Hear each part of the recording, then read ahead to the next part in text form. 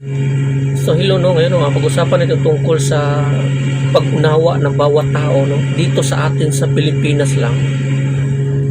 Alam nyo kasi no, dito sa buong mundo, ang Pilipinas ang isa sa pinaka-religious people dito sa buong mundo. Ang Pilipinas talaga.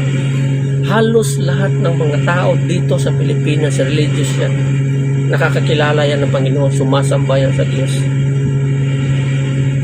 Ikumpara mo doon sa ibang bansa, sa mga India, sa Amerika, o saan pa man, sa mga China, North Korea, Japan, yung mga tao na yan, mga Thailand, mga ganon.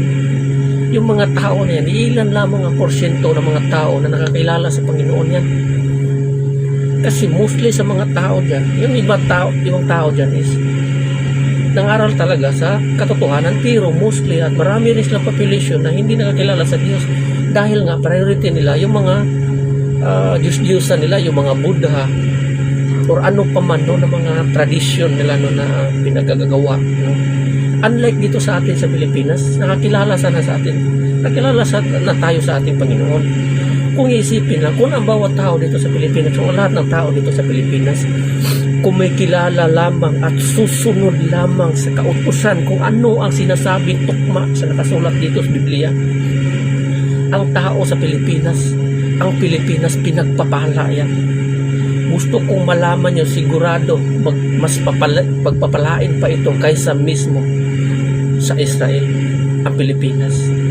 Ang problema lang kasi natin dito sa Pilipinas is ito yung pagsamba sa mga Diyos-Diyosan. Ilang porsyento yan? Ilang millions of people sa Pilipinas lamang ang sumasamba sa mga Diyos-Diyosan. Gumagawa ng taon-taon tradisyon. Sa isang taon, 2 beses, 3 beses, 4 na beses, 5 beses. Sa lahat ng uri ng mga tradisyon, lahat ng mga tradisyong mga demonik ginagawa ng mga tao sa Pilipinas. Lumipas na ang ilang taon, years and years, thousand years, hindi pa rin na-rectify ng bawat tao, ng mga guro, mga ngaral, pastor, pare, kung ano ang katotohanan sa sinasabi dito sa kasulatan. Kaya ang Pilipinas araw-araw, halos buwan-buwan, araw-araw gumagawa ng karumalduman. Kaya ang mga kalamidad, bagyo, lindol, sunog, patayan, walang tigil yan. Maraming namamatay. Maraming mga tao rin, maraming rin mga religion mo na nagsitayuan sa atin sa Pilipinas. Hindi nga sumasamba sa mga Diyos-Diyosan, ngunit nangaral naman sa mga pangaral ng mga demonyo. Hindi naman sinusunod yung sinasabi dito sa kasulatan. Mas sinusunod nila yung pang-aaral mismo ng kanilang mga pastor na hindi naman tukma sa nakasulat dito sa Biblia. So wala rin kakwenta-kwenta.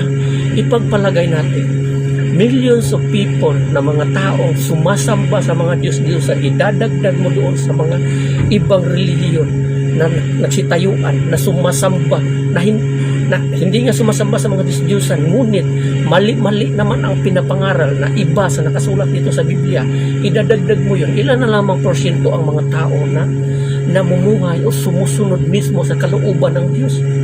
Siguro nasa 5% na lang siguro o baka 3% na tao dito sa Pilipinas ang nakakakilala sa ating Panginoon. Isipin mo yan, may mga tao nga nakikita mo lagi sa simbahan sumasamba, pero hindi naman talaga lahat ng mga tao dyan nakikita mo sa simbahan na yan ay buo ang pananampalataya sa Panginoon.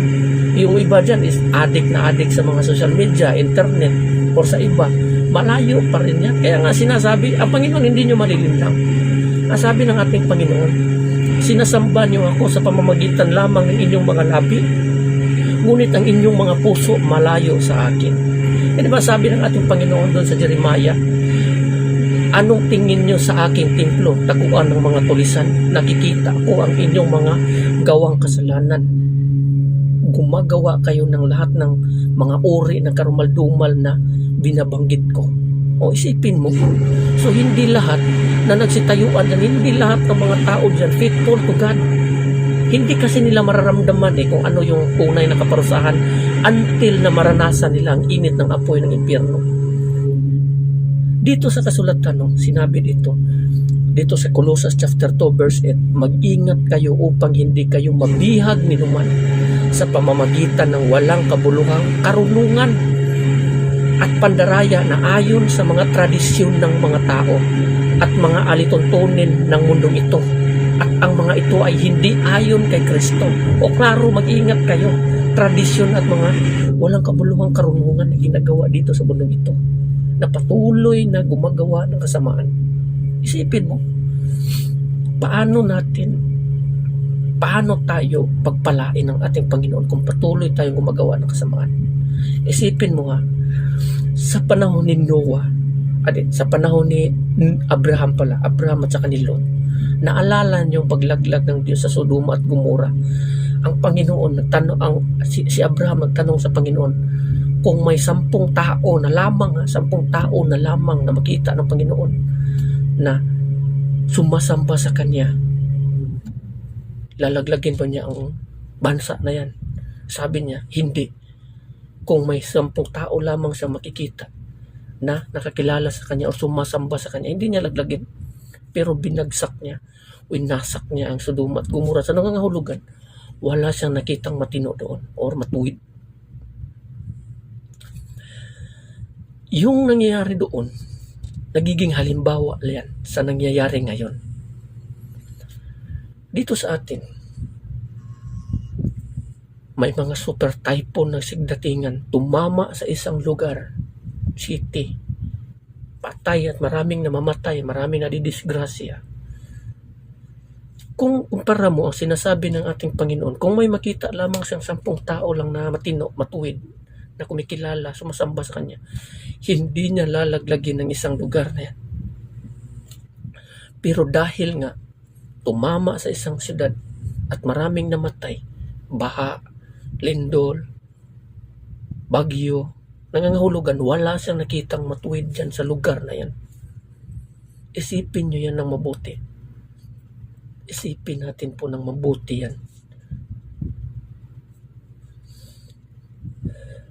Dito sa Galatia, sa Galatia verse 1 at chapter 1 verse 8, subalit kahit kami o isang anghel mula sa langit ang mangaral sa inyo ng magandang balita na iba sa ipinangaral namin sa inyo, parusahan nawa siya ng Diyos. So ito yung mga sinasabi ko.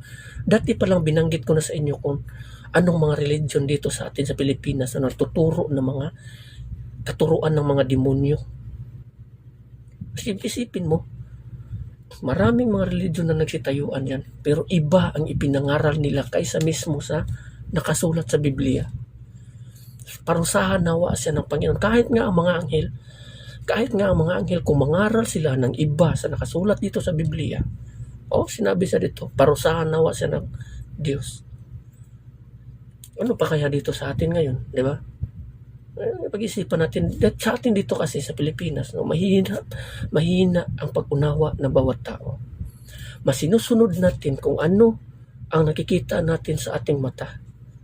Hindi natin binabasa ang Biblia sinasaliksik. Basta kung ano yung tradisyon, sinusunod na natin.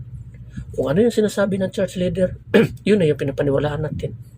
Hindi na natin sinasaliksik ang katotohanan. Kumbaga, para bang wala na tayong pakialam sa buhay natin. Inasa lang natin yung buhay natin kung ano ang sinasabi dan sa mga yung mga church leader natin.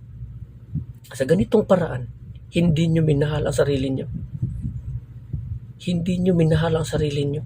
Kasi kung mahal nyo ang sarili nyo, takot kayo na maparusahan pagdating ng araw.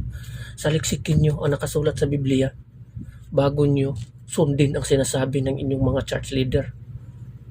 Kung mahal nyo. Pero kung hindi, diretso lang kayo tanggap ng tanggap.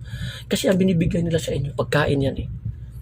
Parang yung pagkain na hindi nyo alam, marami palang tinik sa lalamunan yan. Pag matinik kayo yan, darating yan, ikakamatay nyo yung tinik na yan. Yan ang ginagawa ng bawat tao sa atin dito eh.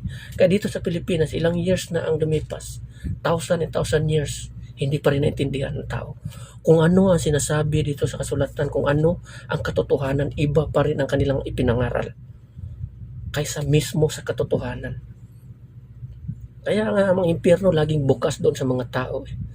Nagsayahan yung mga tao dito sa atin. Ganito. Hindi nyo mararanasan ang kapighati ng kaparusahan until na mararamdaman nyo ang init ng apoy sa impyerno pagdating ang araw.